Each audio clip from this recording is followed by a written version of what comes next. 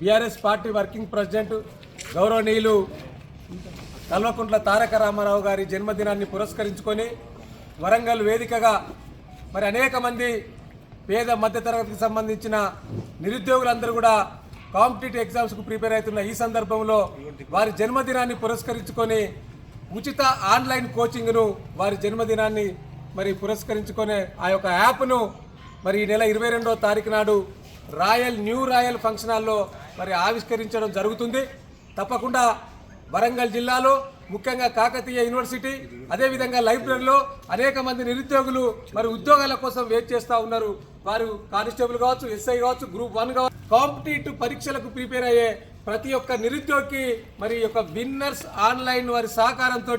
ఈ ఉచిత కోచింగ్ను మేము ప్రారంభించబోతున్నాం. తప్పకుండా దీన్ని సద్వినియోగం చేసుకోవాలని నిరుద్యోగ